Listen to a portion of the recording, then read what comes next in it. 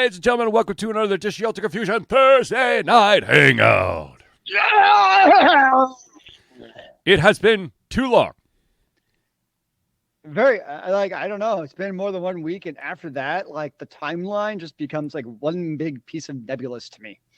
Yes. For those who are not aware, 2 weeks ago we had to cancel the Thursday Hangout because I was pulled into work until almost 4 o'clock in the morning. That's right. And then last week, I was at the Robotics World Championship doing the reckoning to make sure kids behave and robots do not explode. Oh, man. No explosions. Did any robots catch on fire? I wouldn't mind if there's a small explosion as long as no tiny humans are hurt in the process. Did any robots smoke? Actually, no. Damn. Although the fire alarm did go off as the entire matches were about to start. That's fun when you have to make 60,000 people leave the convention center. Huzzah. Yeah, something like that. So, and then that same night, fire alarm goes off at my hotel room. Ooh, fun. So, ladies and gentlemen, I, of course, am your host, Charlie, and I'm joined once again by the Pliffer Counter himself, Zealeus. Good to see you in the tubes, good sir. But of course. This is the Thursday Hangout. It's a live show where we try our best to cover all the topics most important to you. If you have not submitted a topic or a question, by all means, drop it in the chat at any point during the show. We'll try to add it to said show. If we unfortunately do run out of time, we'll add it to the very next show. So, quick update. Video games changed for the good? ? Is indeed confirmed for MomoCon 2023. It will be 7:30 on Thursday. So, be on the lookout for that. And also, for those who don't remember, or maybe I didn't say, because it's been a while, we will not have a fan table this year at MomoCon. I'm going to try to be more mobile so I could get more interviews done. So, I'm going to try that this year and see how that goes in comparison to, having the fan table. You've always been pretty dang mobile, good sir. Yeah, but the problem is that there's an upside and a downside to having a fan table. The upside is you get to meet a lot of people and you get to hand out buttons and whatnot, and you get to shoot the shit. But at the same time, especially last year where I was really handcuffed to the table, it was really hard to do all that stuff and be present at the table. So I think what you need to do, so you got the table runner. You should wear that as a cape at MomoCon. Oh, dear God. No, I would, no. You fit right into MomoCon as it's your Ultra Confusion cosplay. No.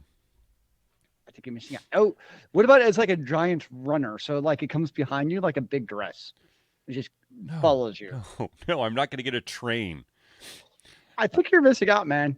No, yeah. I think that going forward, if we're going to do Ultra Confusion, fan table, we'll need more Ultra Confusion people working at a convention. At least 3, counting myself. Does my cat count? Can I bring her with a cape? No. But people, having a pet there, being a dog or a cat or a emu, would actually get probably the most table traffic at the convention. Everyone, it might not be for the reason you want, but it definitely get traffic to the table to at least get things started. I'm just saying. Before you're kindly asked to remove your emu from the premises. What if it's an emotional support emu? An emu, you get it? Emotional, yeah, you get it?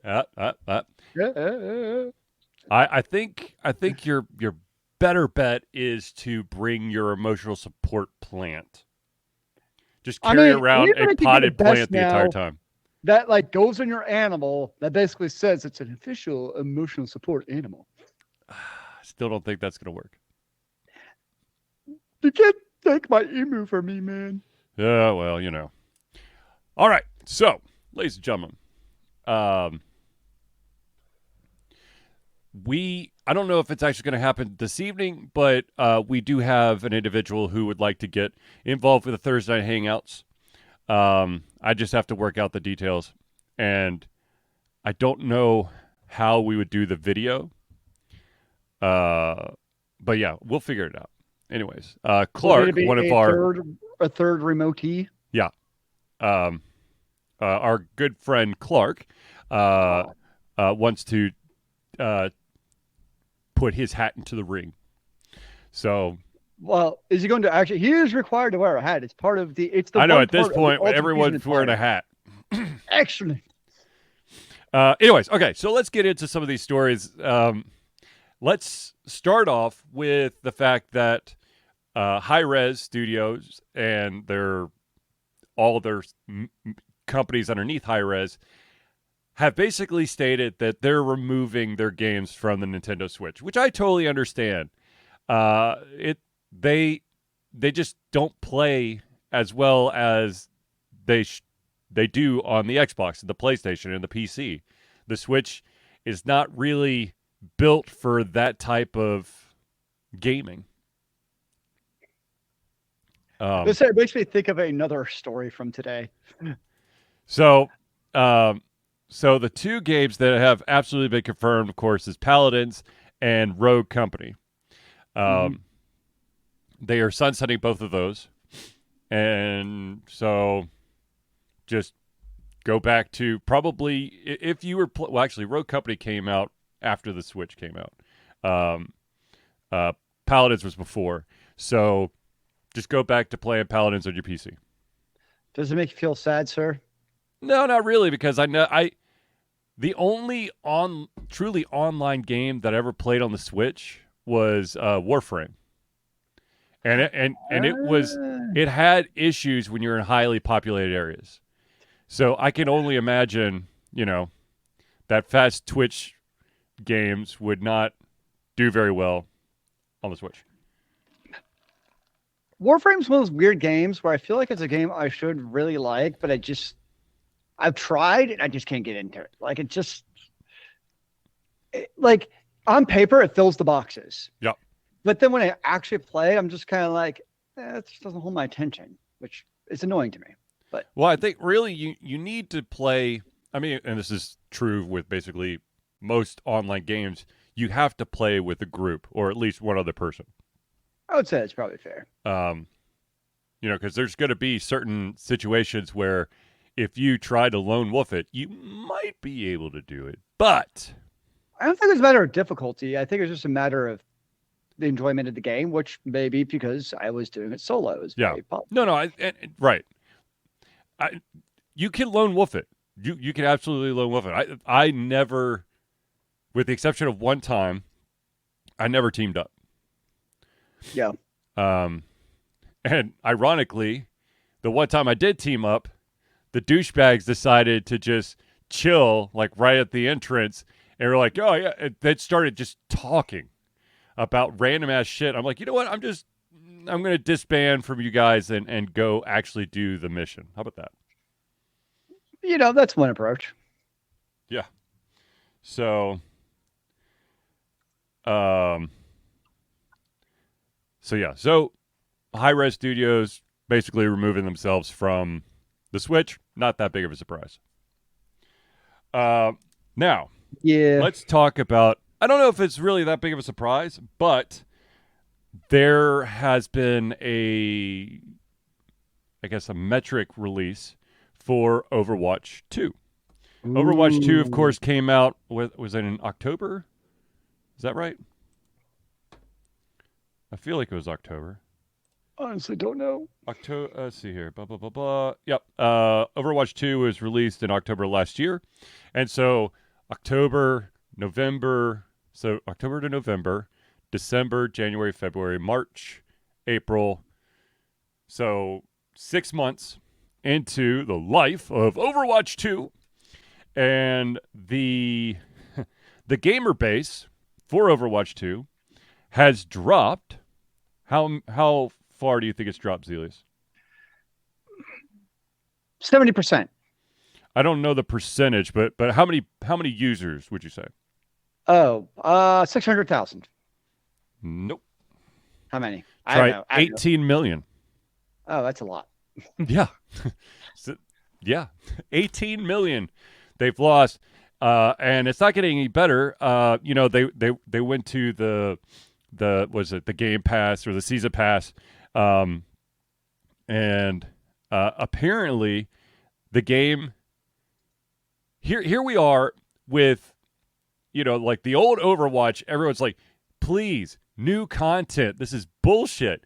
And now you have Overwatch 2, which does give you new content. However, every single time that they've added content, it has introduced several bugs, glitches, and matchmaking issues. So it's like they're not beta testing any of this shit before they bring it out. Of course it is. And that was always the worry of like Overwatch 2, when you already had Overwatch 1, which for its faults was a fun game. Yeah.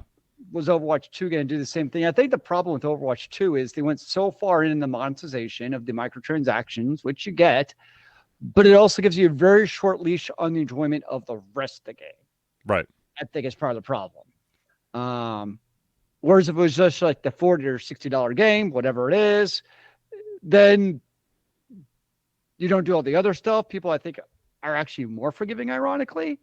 But I think when you start trying to nickel and dime the whole population and the battle pass and people not very impressed in the start, yeah. Speaking of nickel and diming, I've noticed that there's this weird ass trend that that I've at least run into on mobile games, and that is that the ad removal is no longer one-time pay for a lot of these things. It's a remove the ads for a month and a half for $2.99. I'm like, no. If I'm going to pay money, remove ads forever. Nope, I've not seen that, but that is some bullshit. Because the games I actually play, I'm more than happy to pay like the $5 or whatever it is to remove ads. I've done that plenty of times, no problem. But you're right, though. The ongoing, recurring removal of ads is like a subscription for removing ads. It's just, nope. But like that makes no sense to me. It's like a reverse, like Netflix with ads. Yeah. Literally, to be honest with you, any game that has that as their monetization model, I'm going to uninstall really fast. It's a pretty quick way to let me know I am not looking forward to playing more of this game. Well, there's like you, Zealeus, if it's worth it, I'll throw some money at it. There's quite a few games that I don't even have on my phone anymore that I paid, the $1.99 or $5.99 or hell $8.99 to remove ads, and because I got a lot of enjoyment out of the game. Same for me. I would agree. I would say if I play a game on my phone for more than a week, that's when I'm like, okay, I'm going to buy something. Now, it might be a week and a day I stop playing. It's totally possible. Yeah. But about that week is where I start to feel like, okay, it's worth it. And like, as long as it's less than $10, I never feel like a buyer's remorse. You know what I mean? Yes, absolutely. So that's where I'm like, okay, if I stop playing it the day after the purchase, I got enjoyment out of it. I played it, whatever. I'm fine with it. Now you start seeing those microtransactions for 20 and 30 and on up. Yeah. That's where I'm like, I'm good. Well, I'm okay with, like you, if I've got some serious gameplay out of it, I'm willing to fork over a little bit of money. And, if I give up on the game, a couple days later or whatever, I'm totally fine with that. And I understand that there's a lot of games out there that have those weird ass, like you start at $1.90, there's, $1.99 thing, and then there's a $5.99 thing, and then there's a $9.99 thing, and then it's a $24.99 thing, and then a $49.99 thing, and then a $99.99 thing. And I also find it's a lot with the indie. It's kind of funny because I find the indie games are much more reasonable in their microtransactions. Hell yeah. It'll be like, hey, throw us a bone for $5 to get like a 2,000% upgrade or something. You're like, cool, brother. Yeah. Versus most of like, especially the gacha games, they have like the $99 buckets. And I'm like, no. And that's where, because we just talked a little bit about Overwatch, that's why I struggle so much with whether or not to actually get Diablo 4. Right. Like, I want to, but because I enjoyed the beta. I played the beta. I played like 2 or 3 classes. I enjoyed them. But just with where Blizzard feels like it's going, I'm like, I don't know. Because I feel like every decision they make, it's all about what can they do to get the most money out of the gamers versus what we can do to bring enjoyment to the gamers. You might have to pay money for that enjoyment, but it's all about eking at that. It's like the reverse, where they all care about how do we get the money? Oh, and if the gamer enjoys it, cool. Mm-hmm. And that's what's so frustrating to me, because the gameplay was fun. I enjoyed playing it, but just based on what I've seen on Overwatch 2, where it's gone, I'm like, I just don't know. Shoot, what was I going to say? Oh, speaking of money, and ironically, Overwatch 2, Activision-Blizzard got sued recently over the fact that they were suppressing esports wages. Well, that's shocking. Yeah, so there was a civil suit that was filed that basically claimed rules imposed by Activision-Blizzard limited competition for players in its Overwatch and Call of Duty professional esports leagues and suppressed player wages. The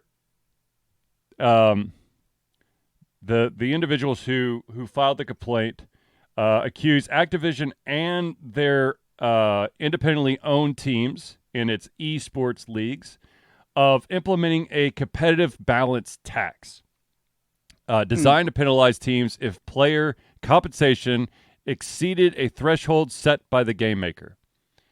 So if you made more money than Blizzard wanted you to make, you got taxed.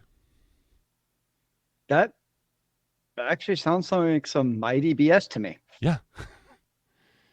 I mean, look, if there is a, like, you know, in professional sports, there's, you know, a team cap, a salary cap. Mm-hmm. I understand that. But in order to control how much money you're doling out to your players, you're restricting the amount of competitions. And even after that, so you're not going to get paid as much because you're only getting paid, you only get your bonuses, whatever, for being like the best team in the competition. But also, if you are too good, and so you're racking in the money, you get taxed. It would be like if you're a lawyer and you rack up too many hours, and the law firm's like, yeah, you know, we're too many hours. We're going to just take those extra hours you worked and just take them away. It's like, you're working pro bono for that amount of time because you've done too much. Yeah, I mean, unfortunately, it doesn't surprise me that this happened, but it sucks. And the real question is, other than suing, what recourse do e-gamers really have? I mean, my guess is if one company does it, they're probably not the only one. Yeah, no, yeah, it's just, well, to be honest with you, at this point, anytime you hear Activision-Blizzard, some shit has gone down that's bad. It ain't good. And speaking of Activision-Blizzard, England, United Kingdom, has decided to block the merger. Nothing for you in the UK, the combined Microsoft Activision-Blizzard. So, yes, they have been blocked. So, it's funny though, because when you're talking earlier about Hi-Rez pulling out of the Switch universe, one of Microsoft and Activision's big claims of why this is okay, because they're committed to things like bringing Call of Duty a competitive and on par version to the Xbox and PlayStation consoles to the Switch. And one of the findings from the UK was, oh, that's like technically not possible. Yep. Which is just kind of ironic when you have Hi-Rez at the same time pulling out from the Switch. I mean, the Switch does a lot of things great. I mean, it's a fun platform. Yep. But bringing, like, on a competitive balance, the same graphical fidelity of a game like a Call of Duty, it's not going to be the same on the Switch. It's just technically not possible. Yeah.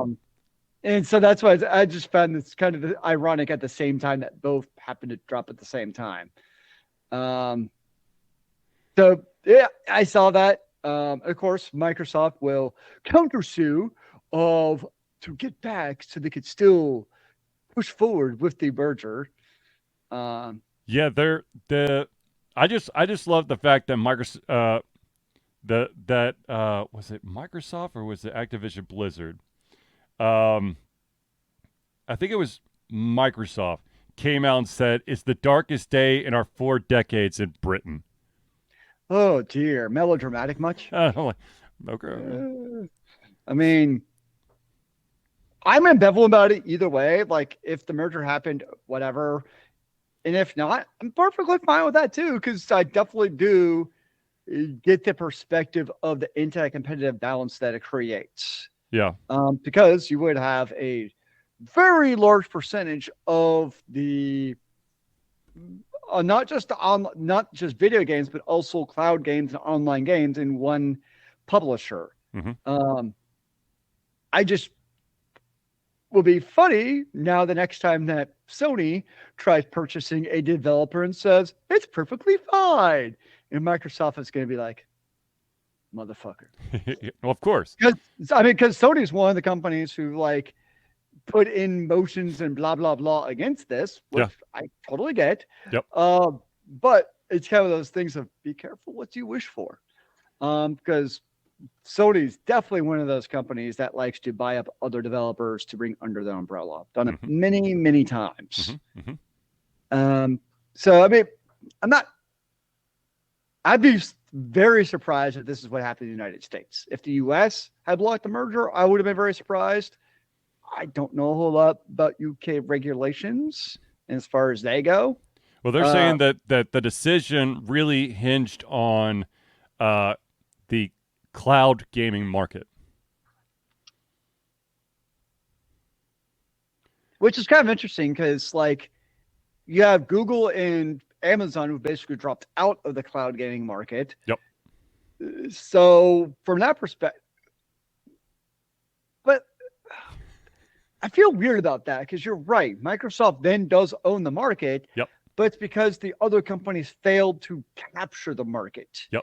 So it's a little bit of a gotcha of like, haha, you guys own the market. And Microsoft's like, yeah, because they tried and failed. Yeah. So that one's a little bit specious to me from the cloud gaming because you have two companies who should have been able to pull it off. Well, let me rephrase that. They could have pulled it off if they didn't have to make bajillions of dollars off of every single product they release. Yeah. It's the call to Wall Street with they have to make uber money off of every single product or it gets dropped. Yeah. So I'm like, whatever. It didn't happen. Ironically, I do think if it had happened, it actually would have been better for games like a Diablo or Overwatch. Because Microsoft, from all I know, has been a pretty good actually steward of games. Or at least a tiny bit less greedy than Activision goes. But here's the funny thing, okay? So UK blocks the deal. South Africa approves the deal. It looks like the South Africa, Japan, Chile, Brazil, Saudi Arabia, and Serbia have already approved the deal. Interplayer 3. Sup, Joel? And then it looks like the EU is going to also approve it. as well. So, so it's just Britain going, no, no. So what happens? Like, okay, so UK blocks it, but everyone else accepts it. So does that mean that? Yeah. What does that actually mean? Like, what happens? I don't know. Because let's be brutally honest. There is not a damn thing in this world that every single country is going to agree on. Ever. So is it like if they have the majority of the countries out there, the merger goes through? I have no idea on this. We really need like a lawyer to be like, what actually happens? I don't know. Like, can you still? I have no idea. Like anything I guess would be complete bullshit. Okay, so I'm going to take a step back real quick, and we lost Zealeus. Damn it. Okay, so basically, the deal is that Activision-Blizzard are trying to merge with Microsoft, and the UK has decided that it should not. They're blocking the merger. Oh, Zealeus is back. Huzzah! But there's already countries that have already approved it. So the question we were, trying to figure out, and because we're not lawyers, we don't know the answer, is so if UK is like the only country that says no to this, the merger still goes through, right? I mean, they're both US-based companies, but they do international business. So does it just mean that Activision, Blizzard, and Microsoft products can't be? You can't do that. You can't. I don't know what that means in the end. My brain to think about. My head hurts. I don't know. Maybe somebody in the audience could ask like one of their coworkers. I imagine we have some business people who know people who know people who know people. Yeah. They could be like, what does hypothetically mean? Right. I don't know. Well, I guess we'll find out. It'll be interesting to see. I think when is this merger supposed to take place? Right now. Yeah, right now during this meeting. During the show, it's going live. Diablo 4 brought to you by Microsoft as a subsidiary of Activision, EA, and other random companies. Sup, Clark? No, I just I don't know. We'll find out. We'll find out what happens. I suppose we will eventually.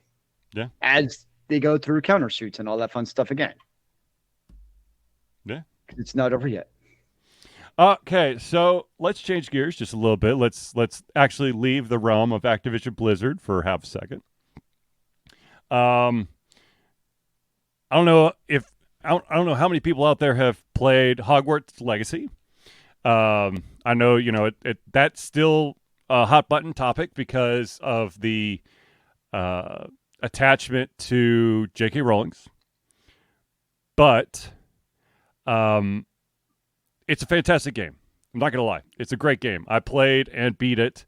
I put way too many hours into it. I'm not gonna. It's over 60 hours.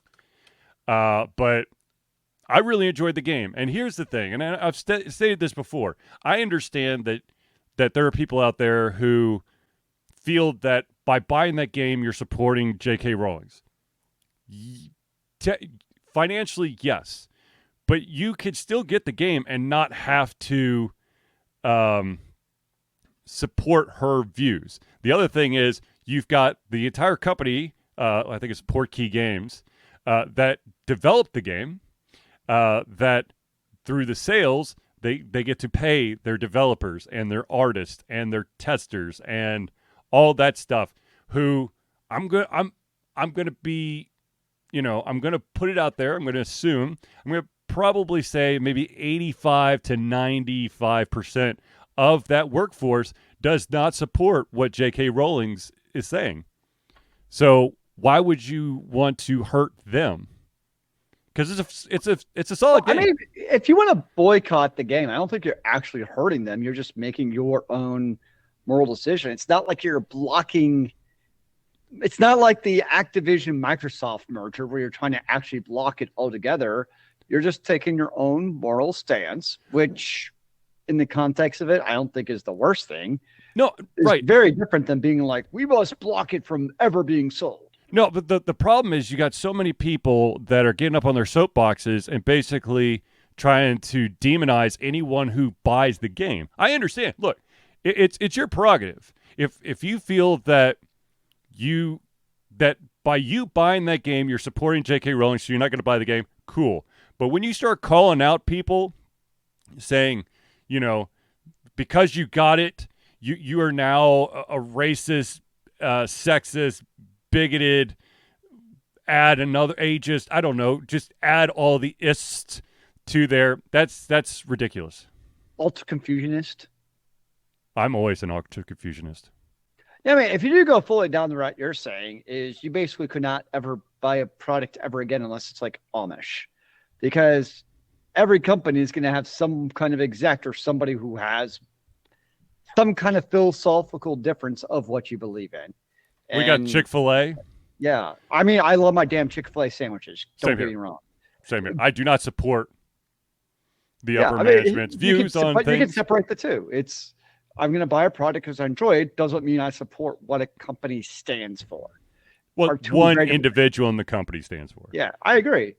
Yeah, I agree. If you go down that route, then you better start looking at, every food you basically own is owned by Nestle or PepsiCo. Yep. So you better be ready to deal with those big conglomerates that own like everything you eat and drink. And somewhere along the line, I guarantee you, there's another, just like the owner of Chick-fil-A or a J.K. Rowling's, where they're going to be morally reprehensible to you. So I hope you're growing a garden in the back of your yard, and that's all you consume. So Alex stated that she donates to Planned Parenthood every time she eats Chick-fil-A.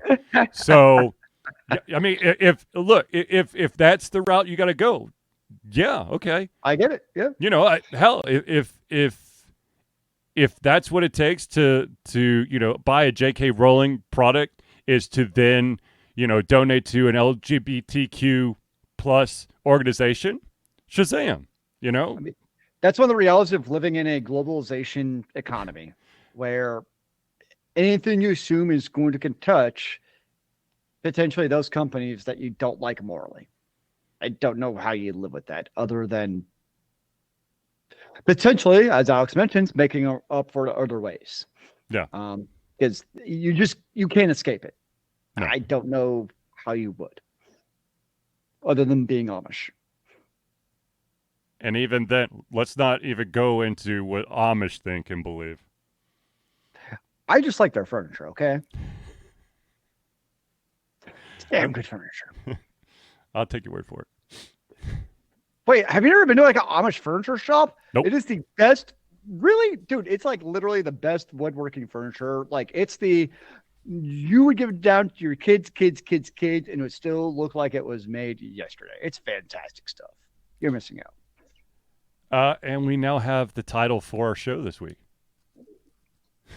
Amish furniture is the best. Glad I could be useful for something. Just so you know, when I did play Hogwarts Legacy, I was a Ravenclaw through and through. And I'll play it eventually. There's definitely a character who had the hots for my character. Can you actually do relationships in the game? No. Well, that's dumb. No. However, there are at least one, maybe more LGBTQ plus relationships in the game. But you can't actually interact with them. No. So, like, you'll run into someone going, "Oh yes," you'll run into a female professor, and she stated, if you ever run into my wife, I'm like, what now? I was like, bravo. But anyways, okay, so Hogwarts Legacy, there's one huge thing that's missing from Hogwarts Legacy, and that, of course, is the competitive game that takes center stage early on in the Harry Potter series. That, of course, is Quidditch. There was an announcement within the last month that there is going to be a standalone competitive multiplayer Quidditch game. Interesting. Now, if I remember right, I had a Harry Potter Quidditch game, which I got really, really good at on the GameCube. I think it was on the GameCube. That'd actually be a good VR game. Oh my God, dude, I would get so sick. Right on that broom, ups and downs, doing the it would be the epitome of VR because it's the three. I mean, because it's the 3-dimensional, right? And that's the whole supposed to be selling point of VR is a 3D ecosystem.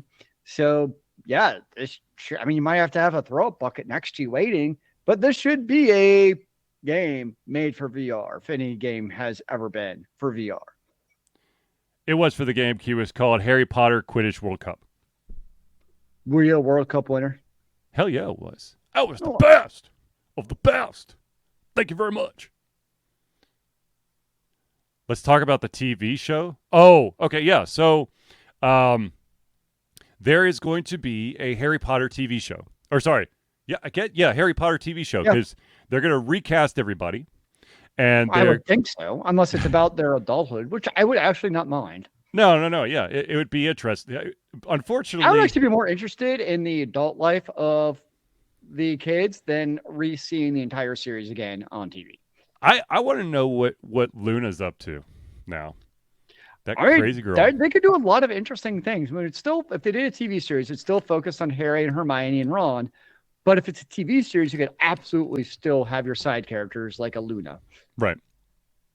So the question I have is for this TV series is one, who the hell? The problem is that it's been ingrained in your brain that Daniel Radcliffe is Harry Potter, and unfortunately, there are a lot of characters, a lot of the professors, who have since passed.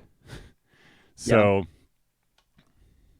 I think the hard part too is a lot of the really good book or video game transitions to TVs. Mm-hmm.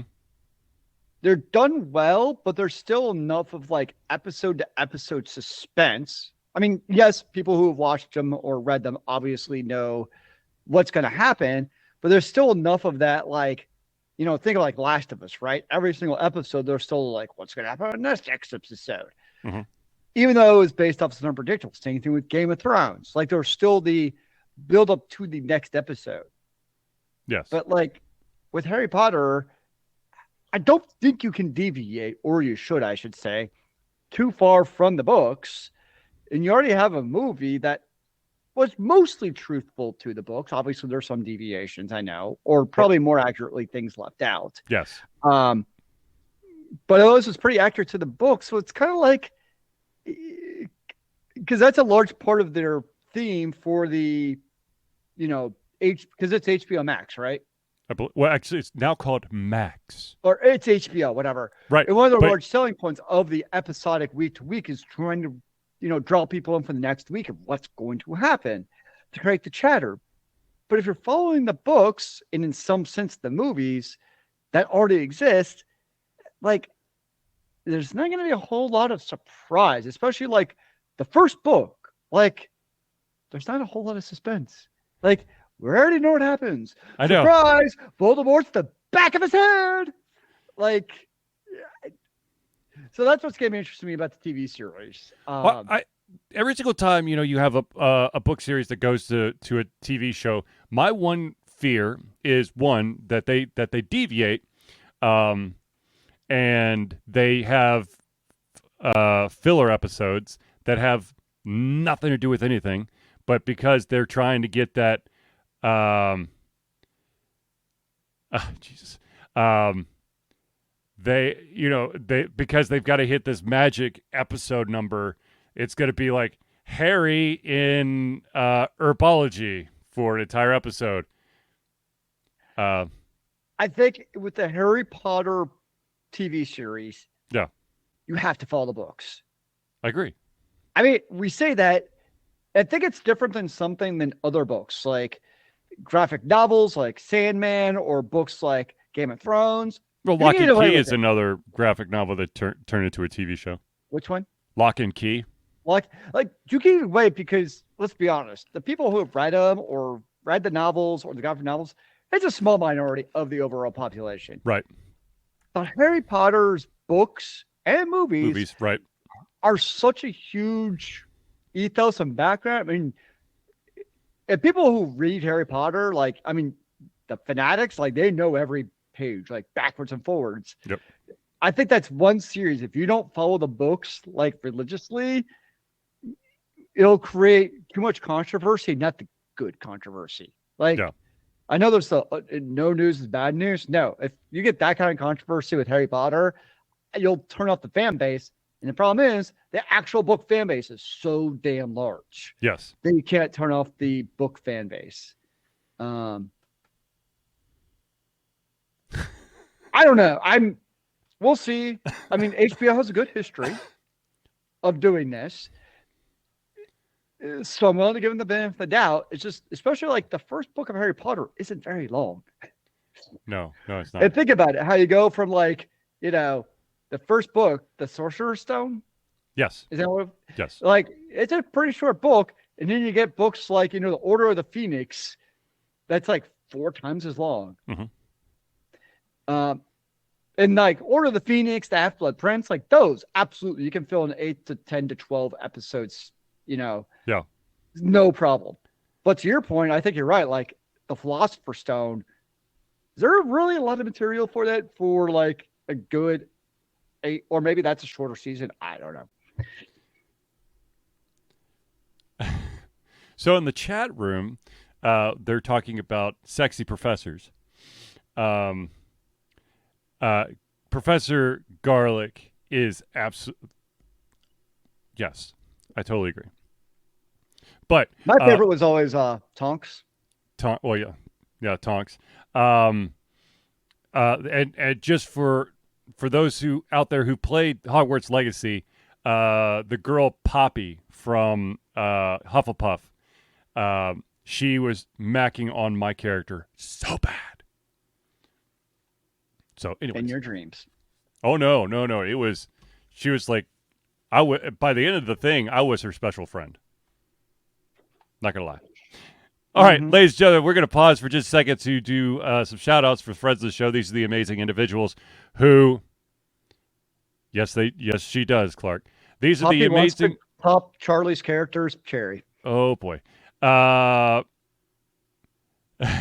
So anyways, ladies and gentlemen, we're going to pause for just a second to thank the wonderful people that help Ultra Confusion continue to be Ultra Confusion. So without further ado, let's start off with the Indie Cluster. The Indie Cluster is an organization of independent game developers that want to gain exposure by being involved in the community. They collectively journey to popular conferences like MomoCon as a traveling booth to help gain attention for their games. They make partnerships in local communities to bring games to the mainstream mindset. They highlight local, unusual, and rare concepts to challenge the paradigm of the common.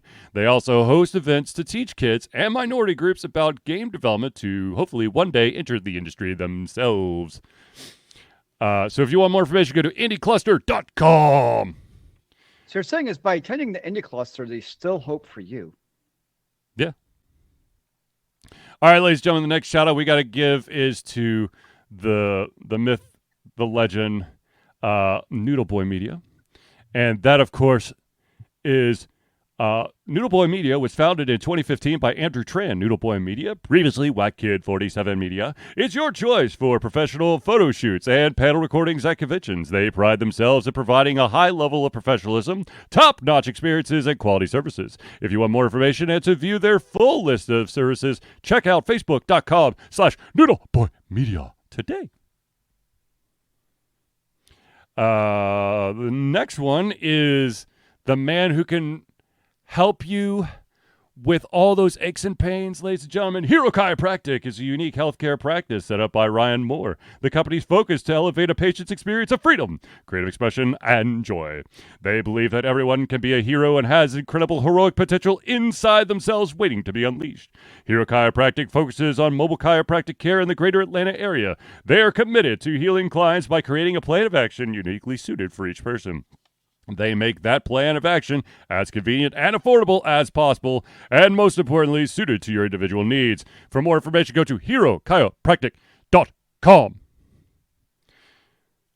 And now, for the maestro himself. Ladies and gentlemen, need a new logo or want to work on a full branding and content strategy? Or maybe you need music or audio for your content, just like Altered Confusion? CrossPad Creative offers a whole host of solutions for individuals and small businesses. Just email Josh at crosspadcreative@gmail.com and see what he can do for you.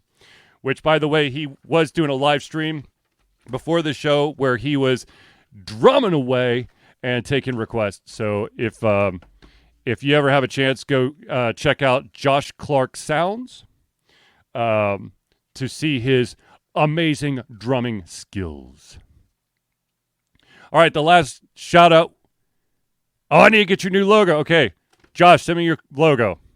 And the last shout out we got to give is to the OG, the original gangster, supporter of Altered Confusion. That is Agile Axiom. By day, Axe leads both the development team and system administration team working with satellites at NASA's Goddard campus.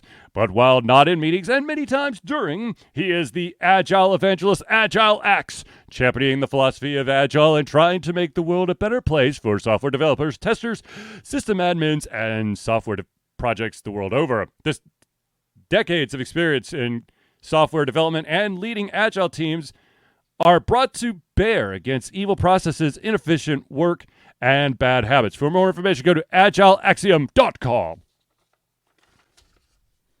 Now, I know that everyone out there is just dying to know, how do I become a friend of the show? Ladies and gentlemen, I am going to tell you, and you're going to be so happy to know, that Altered Confusion survives in the love and support of fans like you, and so we have a Patreon page. Patreon lets you, the fans, lovers, haters, demigods, interdimensional beings, gods, demons, aliens, vampires, mummies, and many more, to become active participants in the work we love through a monthly membership. This gives you access to exclusive content, community, and insight into our creative process. In exchange, we gain a bit more freedom to do our best work and the stability we need to build an even stronger creative career. We currently have two tiers. That's two tiers. We have the $1 a month tier, that's $1 a month or $12 a year. And at that tier, you gain early access to all our playthroughs, as well as patron-only posts and polls to help shape the future of Altered Confusion. If you're feeling super frisky, we have the $5 a month or $60 a year tier. And not only do you gain everything at the $1 tier, but you also gain your name or organization added to every single Thursday night hangout Friends of the Show section.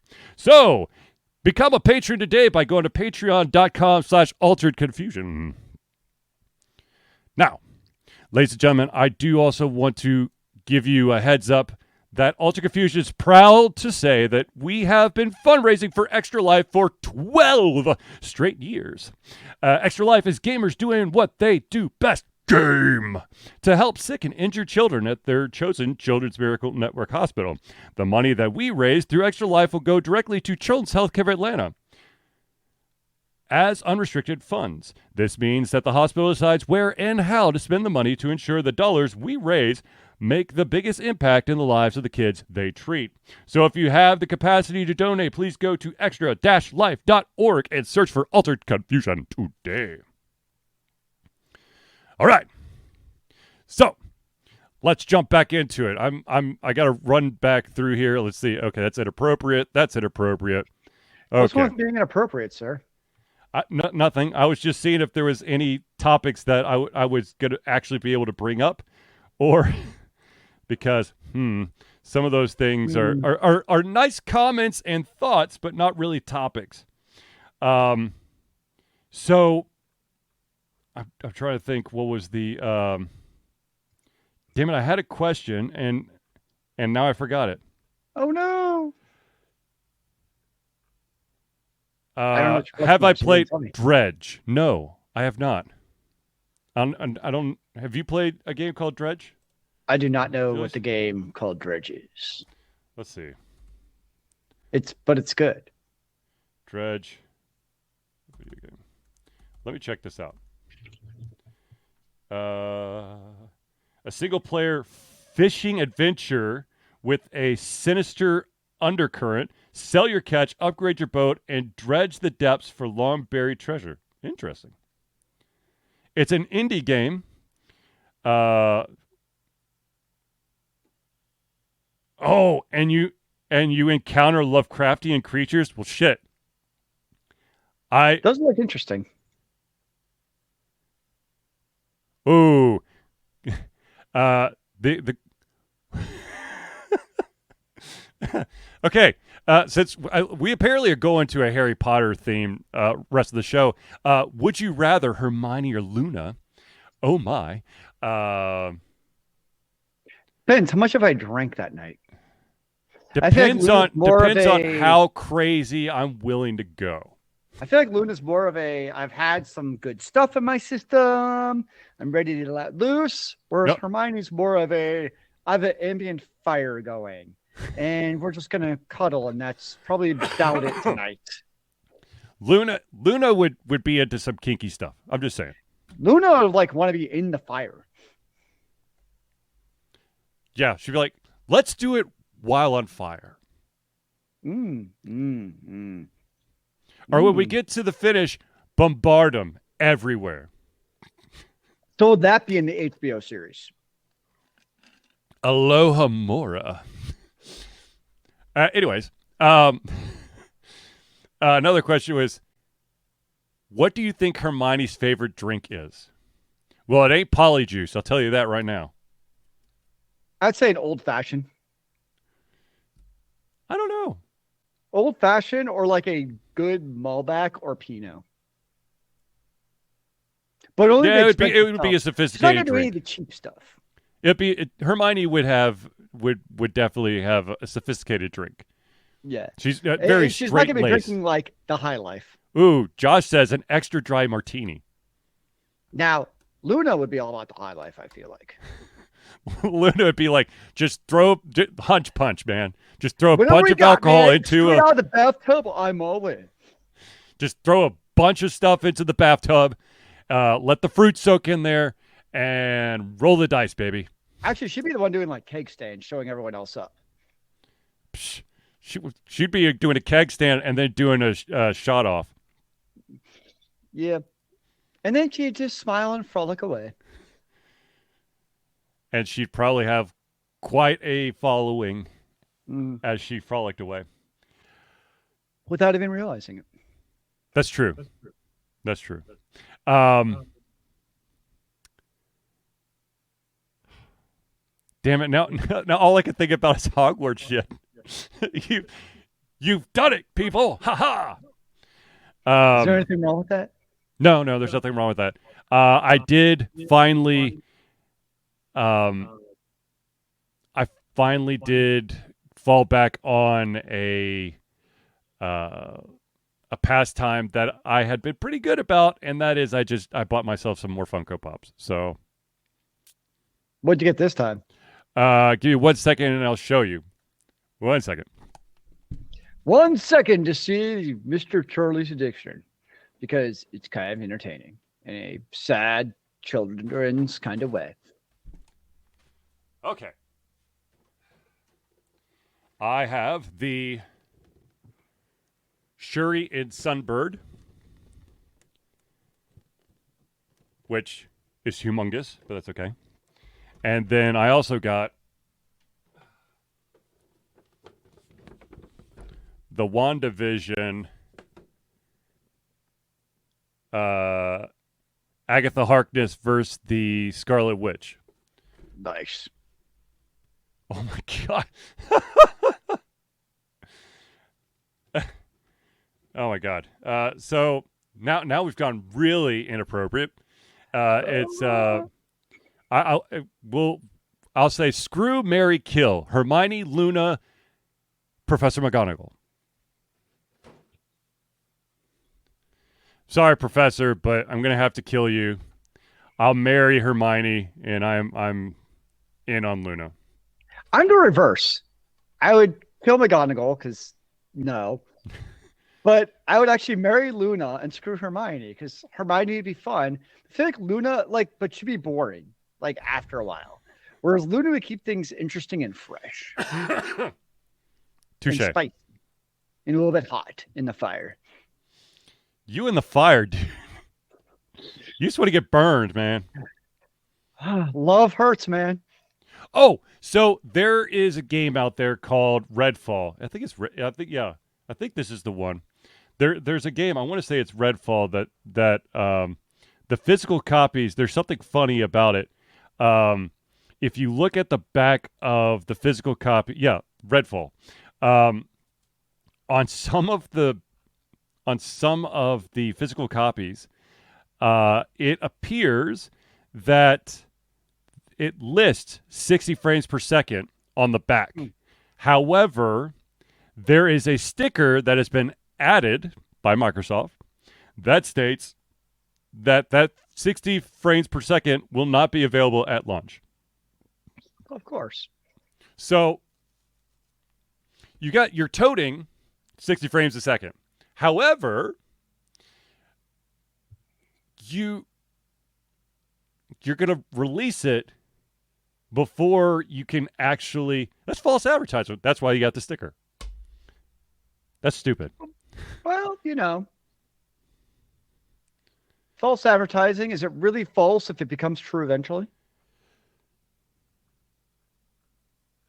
It's false until it becomes true. But who's really counting? The consumers at large.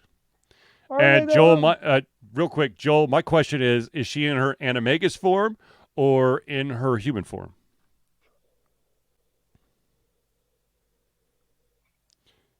Yeah. So many options. Yeah. I know. So, the new Zelda is coming out soon. It's good. I'm gonna have a hard time not disappearing for a while when that game comes out. My problem is I could never get into Breath of the Wild. I've tried on a number of occasions and it just doesn't do it for me. Well, you're not you don't do well in open world games. I also abhor the mechanic of all my shit breaking all the time. Yes, for the love of God. Just I want Link to have weapons. I'm okay with, accumulating or accruing new weapons throughout the game. But it blows balls hardcore when you swing the tree branch you found once and it just shatters. And now you have to go equip another tree branch. Yeah, or you're in a intense fight and you're one useful weapon breaks and all of a sudden it's oh, now I only have a true branch to hit these 4 enemies with and I'm going to die. No, I don't know, it's Dino DNA. I'll still play Dredge. It's not that I don't like breakable gear. It's just with Zelda, this is the first game that they've had breakable gear. I've played, a shit ton of games that have, items that have durability where you have to, after getting hit so many times, your armor has to be repaired. Your sword starts to dull, so you got to get, reforge it or something. I'm totally fine with that.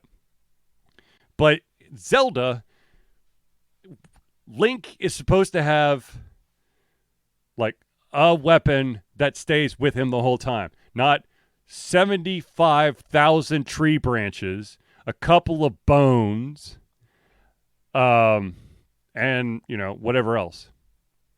I also am not a fan of, not a huge fan of limited ammo in my RPGs. Yeah, I tried. It just didn't do it for me.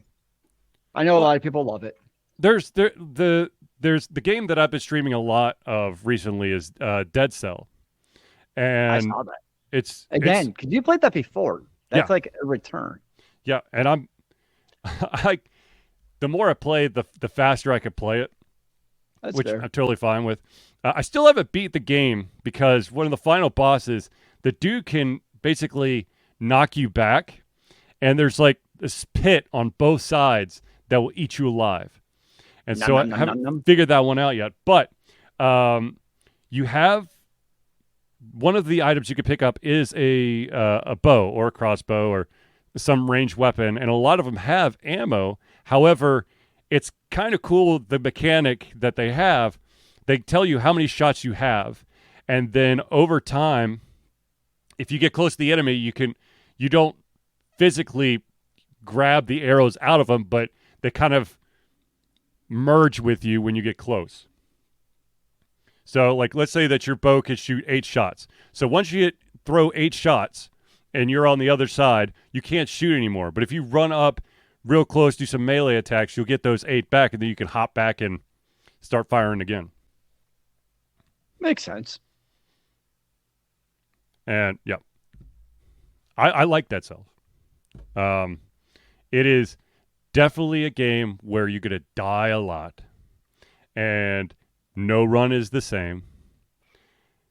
And the more you open up the game, the more variety you have, but also the greater chance to get really sucky-ass weapons. Which... Have you played in a while Hades? No. I have not. I'm waiting for Hades 2. Aren't we all? I mean, I played a ton of Hades. It's a great game. And I played it on the Switch. There's a phenomenal game that did perfectly well on the Switch.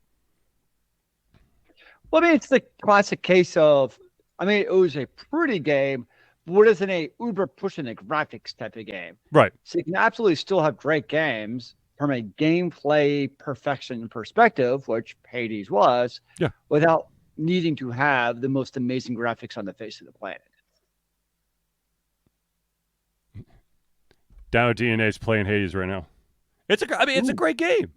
I have not played in a while. I should pick it up before actually Hades 2 comes out.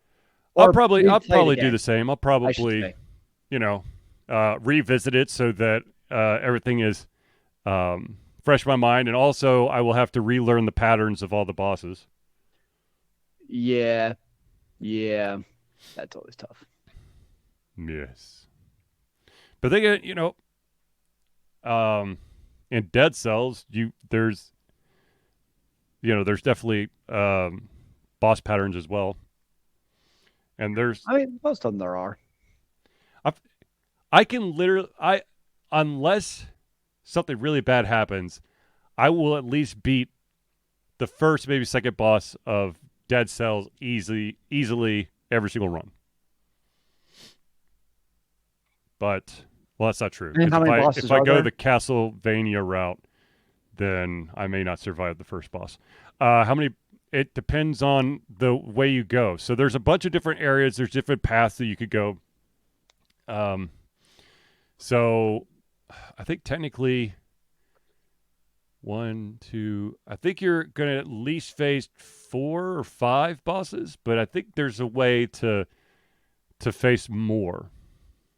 But then if you face more, it's one of those games where you get like a more loot and better EXP if you face more bosses. Yes, yeah. you have a better chance to have a stronger character in the end. However, you have a better chance of getting your ass handed to you, and you will make it to the end. So it's a winner. It's a trade-off. Yes. And anyone who's played Dead Cells, if you could just tell me whatever the secret is to beating the bosses of the lighthouse, that'd be phenomenal. Because you go to just go in Game Facts, dude.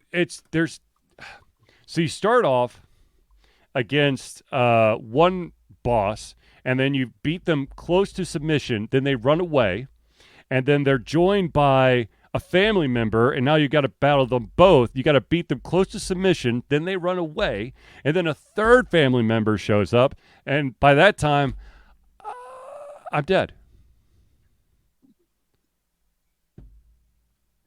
Here you go. Because that's literally. There you go. There's your strategy guide. Go read. Go use your eyes. Yeah. I know. Very helpful. So I do want to point something out. During the Patreon bit, I said early access to playthroughs, and I want to apologize to the patrons out there. I know that there has been a lot of playthroughs. However, I did post one this week, and I'm closing in on another playthrough to give you early access to try to make up for the fact that February and March lacked those playthroughs. I would love to say that it's because of allergies, because I'm still hurting, and so I want to sleep a lot. So what's your favorite of those playthroughs? What the ones I've done recently, or just overall? Yeah, recently, yeah. The playthrough I'm doing right now is a game called Kathy Rain.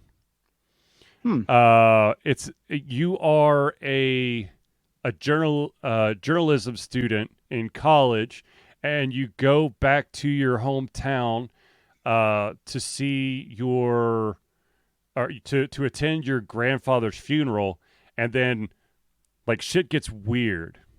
Like there's a lot more going on in that town, that small little town, than first meets the eye, and you get drawn in and you try to solve it. Game. Huh? Sounds like an anime more than a video game. Yeah, that's true. No, it's so you got that one, and then the other one was The Adventures of Bertram Fiddle. I already had the first chapter up, and now the second chapter is now up, and that's nice. It's a silly, over the top kind of. If Sherlock Holmes was not as good of a detective, and there was a guy who, though thought of as useless, who actually solves one of the biggest cases right under Sherlock Holmes' nose. So, there you go. It's like a different Amelia Holmes. Enola. My bad. Yes. But yes. Mm. But much more humorous. And the design, it's just the proportions of the characters are, it fits. Yeah. Dialogue is funny, very humorous, inappropriate for some, I'm sure. Oh dear. Yeah. But whatever. But yeah, like I said, I'm trying to catch up on playthroughs, so I will continue to work my way through. I've even got more games to record and do the playthroughs for. So patrons, be on the lookout. You're going to get some good stuff. There's always more coming from Alt Confusion, and of course Charlie. Yes. But once again, ladies and gentlemen, if you are in the Atlanta area and you are available during Memorial Day weekend, come to momocon.com to get all your information. We will be there, or I will be there at the bare minimum. There's a panel at 7:30 on Thursday night, and come hang out with me. I will have buttons. And I will also have my brain doodles for anyone who's interested in one of those brain doodles. Where do these buttons come from? The store. Oh, I don't even remember where I get them from at this point. I mean, the store's sold places any. It's some online retailer. But I haven't reordered them in a long time, so I don't even know if that retailer's still around. But you still have buttons. That's the important question. Yes, I do. Okay, just making sure that we got your priorities straight here, sir. Of course. I always worry about these kind of things. Of course. So, Zealeus, what games are you playing? Oh, I've actually been playing a game that I know you hate. Dragon Age 2. Uh-huh. It's just a mindless go and beat the shit out of people game. Like, there's not a whole lot of thought or strategy involved. You just, I have big, boofy, booming abilities that will hack my enemies in half. I will press and go forward and beat them in the head. and I win the fight. Yeah. My only issue with Dragon Age 2, well, actually, a couple of the issues that I have with that is, one, the game looked like, at the time when it first came out, I don't know, maybe they put some polish on it. I hope they did. No, it looks like a beta version of a game. They basically took away all of the outside world, and every single fucking map is literally the same map, but they flipped it, rotated, or put a wall where there was a door. However, they didn't update the mini map, so it still shows as a door, but you can never go through because it's blocked. Which is funny because you literally just described Mass Effect 1. No, Zealeus, you're so focused on trying not to think about the Mako. Nope.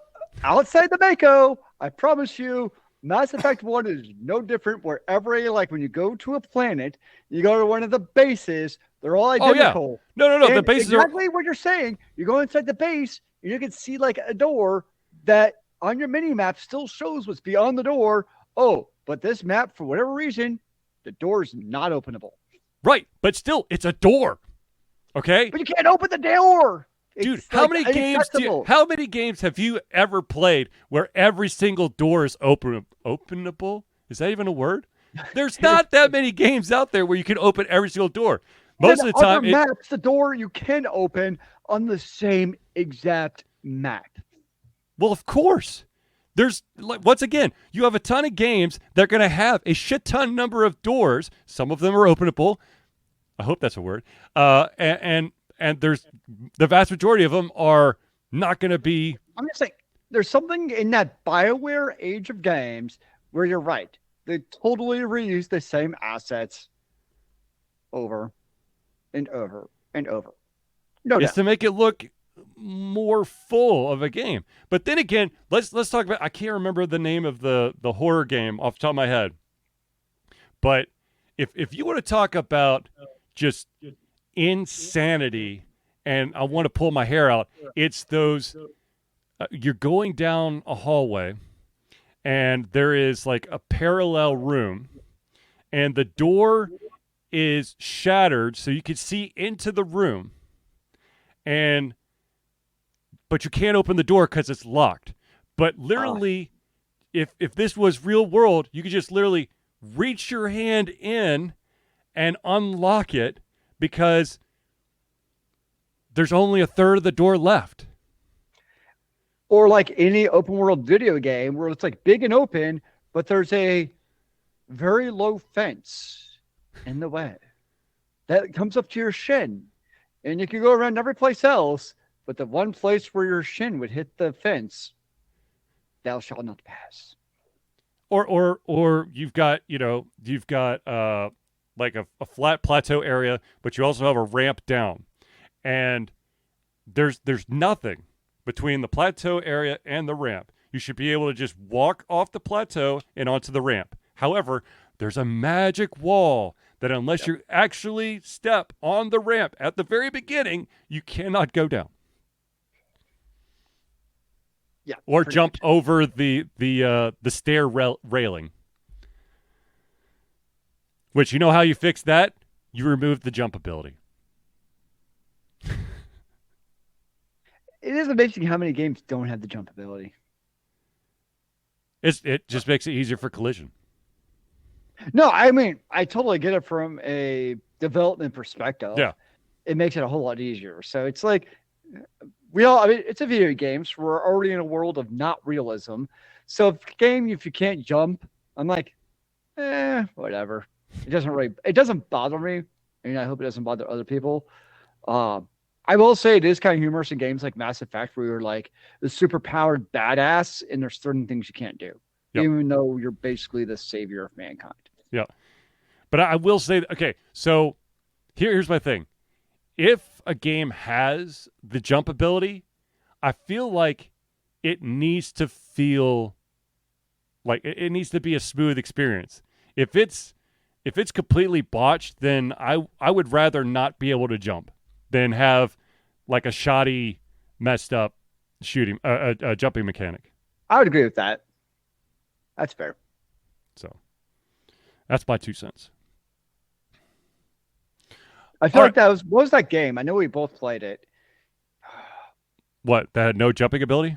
No, it had a jumping ability for combat, and the jumping ability is very ingrained into the combat, and it did it very well. I played it on the PS5. You played it on the PC. It was like the futuristic one. You had a party of 3 or 4, and then you met the people halfway through the game to like then join your party, and you could swap between them. I know you played it because you're the one who told me about it. It sounds familiar, but I can't remember what it is now. Well, I mean, it was your typical action combat type of JRPG where you had the party and stuff, but like that was a game I remember that did the jumping with the combat very well. Oh, is that the what the fuck is it? Arise? Not Tales of Arise, no. Okay. No, it was. We played this. This was probably about 2 years ago. It was well before Tales of Arise. Okay. Well, I'll have had your very normal JRPG jump combat, which was okay, but the game I'm talking about had really good.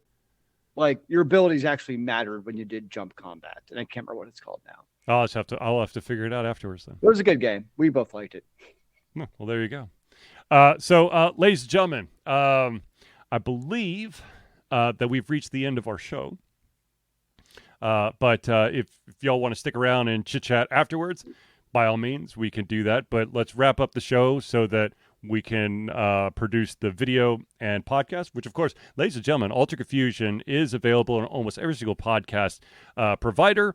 And then, of course, all of our videos go up on YouTube/Altered Confusion LLC. So, ladies and gentlemen, I want to thank everyone for tuning in to the Alter Confusion Thursday Night Hangout. For myself, Charlie, and Zealeus, it's been a pleasure giving everything from our heads, our mouths, and, of course, our hearts. We'll be back next Thursday for another Alter Confusion Thursday Night Hangout. And remember, kids, keep on gaming in the free world. Amen to that, brother.